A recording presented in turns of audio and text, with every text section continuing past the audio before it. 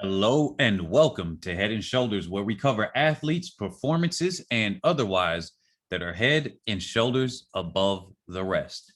And you see the title of today's topic, but before we get into it, let's look at the Tokyo inspired or Japanese inspired design that I have in the background. Let me know what you guys think. And also like, comment, subscribe. We're looking for 10,000 subscribers by the end of October, middle of November. We're well on the way. We got over 1,200 subscribers. Thank you all for subscribing. And without further ado, we getting into Gabby Thomas versus Sha'Carri Richardson in the 200 at a fantasy style matchup in Tokyo Olympics. Obviously, you all know that she dropped out of the 200. So even before anything happened with her testing positive for THC or anything like that, or getting banned for the 30 days, she still just didn't even compete in the 200. So whatever the reason was, whether it was behind the scenes, she already knew, whatever, it really doesn't matter. She didn't compete in the 200. Now, I don't know if you guys know where I'm going to go with this, but here we go. Let's do our matchup like we did on the Shelly Ann Fraser-Price versus Sha'Carri Richardson, which I should have a pin up on the post right now, or you can look at it at the end of this video if you haven't already seen it. But yes, let's go over Sha'Carri Richardson. She has a shorter career than Thomas. So let's go over it again. Her results this year. Now we're going to look at her 100 and her 200. Both of these are relevant here because they fall into place and in line with what she's done. So actually, let's see her progression. That would be a little bit better. So after her, anything that's relevant is 2019, really. She's got a 1075 in 2019, a shortened season, 1095 in 2020, and then a 1072 this year from April. So that's pretty good, right? Anything under, people that are not familiar with track and field, any woman running under 11 is quick. If you run under 10.9, you're fast. If you run the 10.7s, you are very, very fast. And you run in a 10.6, you go on into legendary category, really, because not many women have been able to do that. So there we go. Now we going into the 200, which is where this matchup is. So 2019, she ran at 22.17. 2020, 22 flat. All right, that's her PR. That's her personal best. That's her best time. And then this year so far, she ran a 22.11 on the same week, or yeah, within the same week, within 7 days of her running her best time for her 100. So it shows us that she has a pretty much similar speed right there. So 22.11. Now, for those that don't know, if you can break 22 seconds, you are quick on the women's side. She has not yet broken 22 seconds so far. So she had a shortened season in 2020. I'm pretty sure she might have been able to break that, but we got to go by the evidence, the best evidence that we got right now, which are the performances that they actually did. All right. So here we go. Personal best, 60 meters, 7:41, 100 meters, 10:72. And we're going to see the differences here in a second. 22 flat. All right. Now, what may come into play is the 150 meters, but then it's not wind legal. So we don't have a wind legal 150 meters. But let's look at the 300, which is a little more strength in the 200 than it is for the 100. So the 300, 46.65. All right. She doesn't have a 400 in here, so we can't use that. Now we're going to go to Gabby Thomas. But before that, she is the NCAA champion in 2019.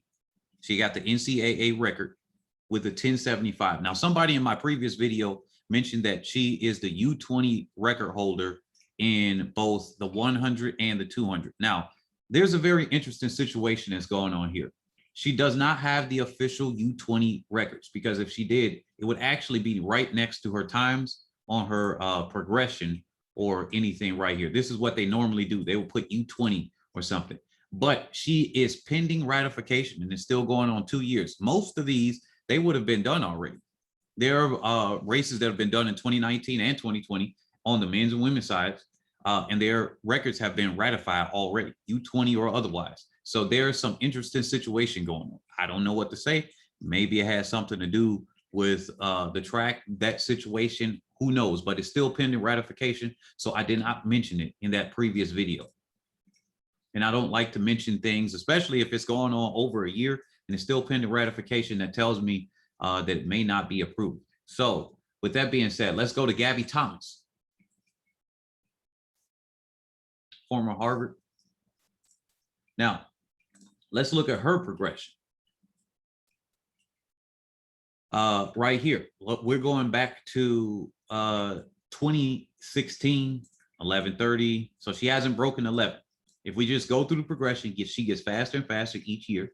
And then this year, she wound up running 11 flat. She did not break 11 seconds. So she's at 11 flat. So she's at the kind of fast territory. Her 150, which was done in 2020, is 1689 with no wind. And then look at her 200. So her progression, 2247, 2256. So it's getting a little bit slower in 2017. Then she goes 2219. That was her best time for a few years. She didn't quite do as well in 2019 for whatever reason. Maybe she was going through injury. I'm not as familiar with Gabby Thomas in 2019, but she has been struggling over the years a little bit. And this is going to come into play with my prediction too. So 2263. Now, that was done in July, almost August. And that was a truncated season. Who knows about the training? Same thing with Richardson. They had different ones. But now she's got a 2161. Now, before anybody says anything, they're going to say, oh, it's the track, it's the track. Hey, guess what? You know, both of them ran on the same track. So when it comes down to this and you see her 11 flat right up here on that very same track and her 2161, really, I mean, Richardson ran on this same track running her time. And I think she ran a 1086 against the wind or 10.8 something against the wind and so on and so forth. And then she had the tailwind on her and ran a 1065 while she was celebrating way too early and shut it down. Now, the wind was not legal. So yeah, they ran on the same track. Now we don't have a 300 here to compare at all. So I can't even match up the 400 to 300 because she's run a 51:15 this year, which is actually a pretty fair and decent time for her, but we can't do that. Now, what would I say it would go down if they had a head-to-head? Now, looking at her progression this year for the 200, she went from a 22:17 early in March to a 23:04 with a headwind. And then she's back down and she had a PR every single one of the heats. She had the prelims, she had a 21:98. Then she had the semifinals, 21:94. Then she had the finals and pulled out a 21:61. Now, I think that boost at the end that got her to 21:61 was something that was different. And then she celebrated before the line. I am certain that she would have broken 21:6 and gotten into the 21:59, 21:58, or maybe even faster had she not celebrated a little bit early. I don't understand when athletes really do, oh, she's got a 300 indoor, but I don't really understand when athletes just out and out just keep celebrating early. Go for the record, run through the line. We see Fraser Price, we saw Jeter. They go through the line. These athletes run through the line. They don't celebrate too early. But back on topic. Now, when it comes down to who do I think will win? Well, let's see. What do you guys think before I introduce this one? Before I introduce this one, what do you guys think here? Between these two, Gabby Thomas, Sha'Carri Richardson. Well, what I got to, interesting. I'm having some technical difficulties. For some reason, my image is not showing up the one that I want. Here we go. So when it comes down to it, between Gabby Thomas, I think that it's going to come down to this. Gabby Thomas right now looks to be stronger over the 200. That's inarguable. She has a faster time. But the difference here is that Gabby Thomas hasn't had the most consistent career over the 200 or at all. This is really her first time really being able to run to such an extent, right? And run in such dominant form. And it's really just been at this meet, really, when you think about it. Now, obviously, in running in the past, she's had her fair share of victories and whatnot. But to run to this extent, Sha'Carri Richardson, she doesn't have a proven history either when it comes to the international. And this is her first championships that she's been to. The previous championships in 2019, she failed to make the final at all and do anything. So after standing out in college. Now, somebody else also pointed out that she had 50 races under her belt. Now, when somebody wants to defend somebody, this is what they do. They pull out and say, hey, this person had X many things here. They were sick. They were this. You hear it with Elaine Thompson. You used to hear it with Asafa Powell, but then it happens so often that really anybody trying to defend Asafa Powell with whatever reason is just looking like a plain out fool. He's got the record with the amount of times he's broken 10 seconds in the 100. Now, it's easier to defend somebody when they're younger. People have tried to defend Gabby Thomas for her past and everything too, with her trying to get to her spot, the top spot and everything right now. But really, the thing is, I mean, your resume speaks for itself. Okay, your resume speaks for itself. So she is 4 years her senior. Gabby Thomas is 4 years Richardson senior.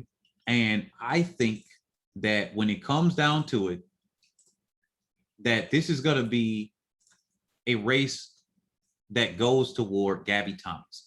And the reason why I say it's going to go toward Gabby Thomas is because she has peaked out well. Now, this is made before the Tokyo Olympics. Now, if I see her explode at the Tokyo Olympics, which is very possible, I'm thinking in my head, either she doesn't make the final or she takes away and she might even come away and win it.